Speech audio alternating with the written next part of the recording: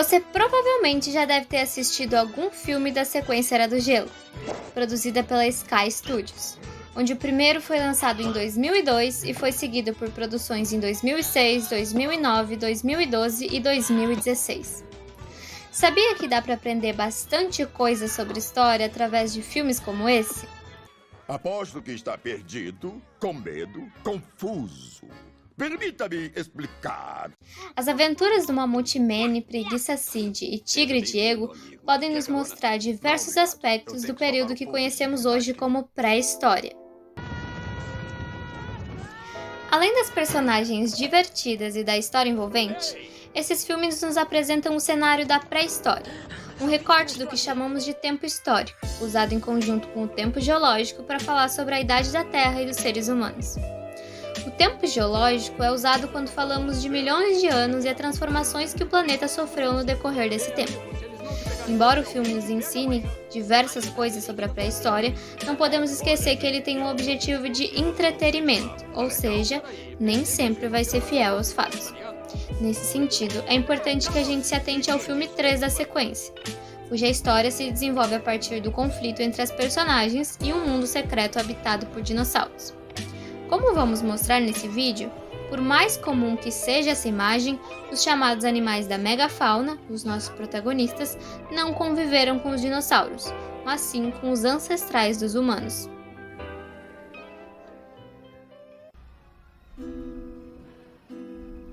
Além disso, precisamos prestar atenção ao fato de que o surgimento do que chamamos de gênero Homo, ou seja, os ancestrais da humanidade de hoje, aconteceu somente no período Quaternário, e os dinossauros datam do período Triássico, Jurássico e Cretáceo. Além do tempo geológico, existe o chamado tempo histórico, que é usado para falar do surgimento da humanidade. Podemos usar medidas como dezenas, centenas e milhares de anos, e é essa classificação que encontramos nos livros didáticos, com os períodos como pré-história, idade antiga, idade média, idade moderna e idade contemporânea. Nesse vídeo, vamos falar especificamente da pré-história, que compreende desde o surgimento do ser humano até a invenção da escrita. Mas é importante prestar muita atenção nesse nome. O termo pré traz a ideia de algo que vem antes da história, ou seja, do que era considerado história de fato, a história escrita. Essa ideia é equivocada. As sociedades anteriores à Idade Antiga produziram seus meios de registro e interação com o mundo, assim como qualquer sociedade em qualquer período histórico. E é somente devido a essas produções que os historiadores podem estudar as transformações do ser humano no tempo e as transformações que eles produziram no seu entorno. Então lembre-se, pré-história significa somente antes da escrita. Para a produção de ciência, segue-se a linha da teoria da evolução. Essa teoria continua a ser revisitada e estudada pelos pesquisadores, mas ainda é consenso entre a comunidade científica. O marco para essa teoria foi a produção A Origem das Espécies, de Charles Darwin, que foi duramente criticada na época justamente por contrariar as ideias do criacionismo. Para o cientista inglês, os seres vivos compartilham de um mesmo ancestral e as espécies mudaram a partir da seleção natural, onde o mais adaptado sobrevive. O mais forte sobrevive! Eu acho que não. Sendo assim, os humanos também teriam passado por esse processo, onde somente os indivíduos mais adaptados ao ambiente sobreviveriam e gerariam descendentes. A história nos faz refletir sobre as diferentes realidades que existiram antes do presente. Sendo assim, não podemos deixar de lembrar que os continentes, mares e oceanos que conhecemos hoje nem sempre se organizaram assim. No filme Era do Gelo 4, quando o esquilo Scrat desce ao centro da Terra em busca de sua tão preciosa noz e corre sobre o núcleo terrestre, ele acaba gerando uma série de acidentes geográficos e, por consequência, a divisão dos continentes. Como dá para imaginar, a chamada divisão dos continentes não foi causada pelo Scrat, por mais legal que essa versão seja.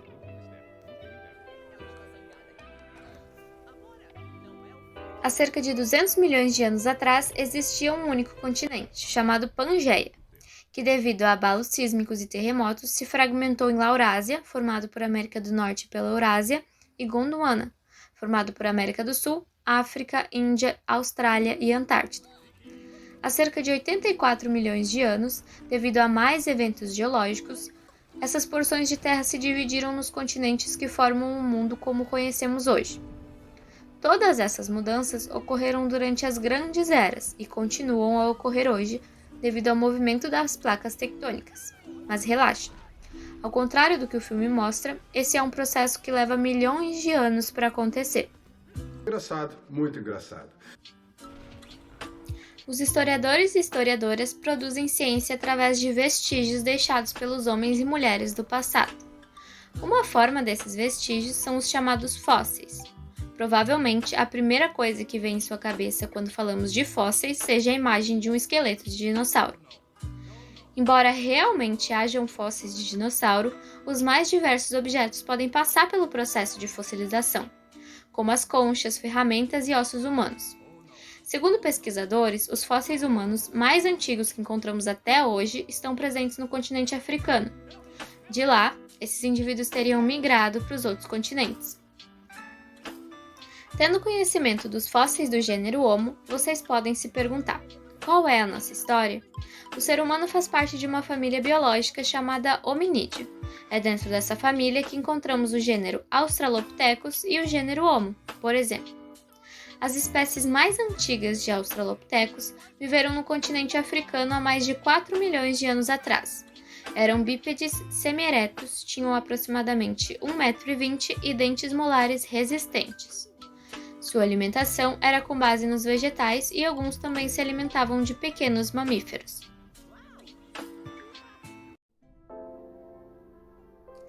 Já nas espécies do gênero Homo, encontramos o Homo habilis, Homo erectus, Homo neanderthalensis e o Homo sapiens. De acordo com o que vimos antes na teoria da evolução, o Homo sapiens foi a espécie que melhor se adaptou ao ambiente e, por isso, foi o único que sobreviveu. Entretanto, antes do Homo sapiens ser o único do gênero Homo, outros grupos trouxeram grandes contribuições. Por exemplo, o Homo habilis, ou homem habilidoso, que produziu os primeiros instrumentos em pedra e madeira e viveu há aproximadamente 2 milhões de anos no continente africano. O Homo erectus, ou homem ereto, recebeu esse nome por ser a primeira espécie a ter uma postura mais ereta.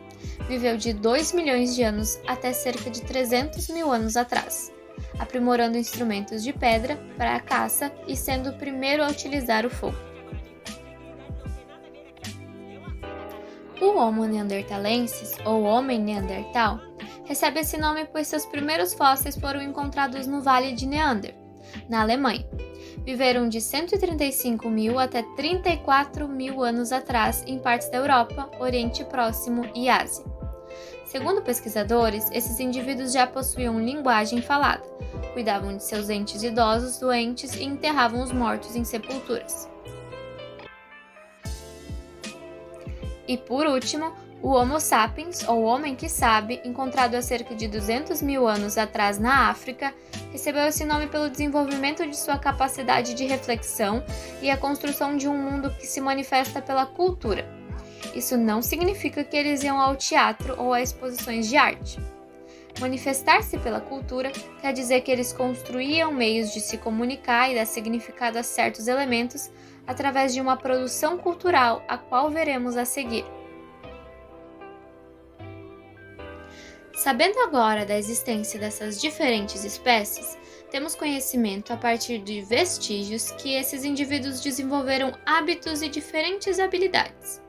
A partir dessas fontes e a compreensão dos modos de vida desses povos, os pesquisadores dividem a pré-história em 2 períodos, o Paleolítico e o Neolítico. No Paleolítico, os povos se caracterizavam por ser caçadores-coletores. Esses indivíduos pescavam, coletavam grãos, frutos e raízes. Muitos deles eram nômades, ou seja, mudavam suas habitações de acordo com a disponibilidade de comida e segurança. Desenvolveram também instrumentos que facilitassem a sua busca e captura de comida, como arcos, lanças, anzóis e outros, feitos essencialmente de madeira, ossos e pedras lascadas. Foi também durante esse período que houve a conquista do fogo. Acredita-se que inicialmente os sujeitos tentassem manter aceso o fogo causado por raios em árvores. Posteriormente, teriam descoberto como produzi-lo a partir do atrito da madeira ou das pedras.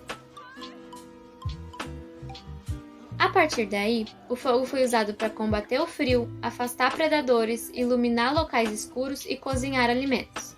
Esses indivíduos também construíram abrigos de madeira, peles e ossos, além de roupas com peles de animais. Já no Neolítico, datado aproximadamente a partir de 8.000 antes da Era Comum, encontramos sociedades agrícolas e pastoris, ou seja, que cultivavam plantas e criavam animais. Nesse período, os grupos humanos começaram a polir pedras que cortavam melhor que as pedras lascadas. Agora, com a produção de alimentos, esses indivíduos passaram a ficar mais tempo nos locais onde cultivavam, o que causou sua sedentarização e, aos poucos, a formação de aldeias. Houve a domesticação de plantas como milho, trigo, batata, arroz, feijão, centeio, cevada e outros. Essa domesticação consistia na seleção e adaptação das plantas conforme a necessidade dos sujeitos. Foi nesse período também que inovações como a cerâmica, tecelagem e melhoria nas habitações foram produzidas. Além disso, em aproximadamente 4.000 antes da Era Comum, surgiu a metalurgia, onde diferentes metais são transformados em diversos objetos. Inicialmente, o cobre, o bronze e o ferro eram os principais metais utilizados, fabricando armas e utensílios de cozinha e para a agricultura. É importante lembrar que os instrumentos de pedra não deixaram de ser usados. Como sabemos, o ser humano se desenvolve na África e passa para as demais partes do mundo através de migrações. A chegada dos primeiros seres humanos da espécie Homo sapiens à América é explicada por diferentes hipóteses. Encontramos a hipótese de dupla origem, onde a chegada dos indivíduos teria se dado tanto pelo Estreito de Bering quanto pela navegação no mar. Os grupos que chegaram nesse novo continente se espalharam pelo território, povoando diferentes locais. Esse contato provocou um enorme impacto na fauna original, resultando na extinção de animais que pesavam até 8 toneladas e tinham até 6 metros de altura, como nossos protagonistas Manny e Sid. Esses animais desapareceram principalmente devido à caça promovida pelos humanos. Uma das formas de interação desses sujeitos com o ambiente pode ser vista a partir da arte rupestre. Nas paredes de diversas cavernas do território americano, pode-se encontrar diversas pinturas e desenhos feitos de pigmentos obtidos de minerais e vegetais encontrados no meio ambiente, que podem representar o senso artístico do povo, função educativa, ritualística e outras. Além disso, esses sujeitos desenvolveram suas formas de habitações e instrumentos de caça, se adaptaram ao ambiente e produziram um grande número de vestígios culturais que hoje os historiadores têm acesso. As descobertas sobre essas sociedades ainda não acabaram. A cada ano, historiadores e arqueólogos encontram novas fontes que contribuem cada vez mais para o conhecimento sobre a tão vasta pré-história. Viu como dá para aprender história assistindo filmes? Obrigada por assistir até aqui. Nós somos da Residência Pedagógica História e nos vemos logo logo!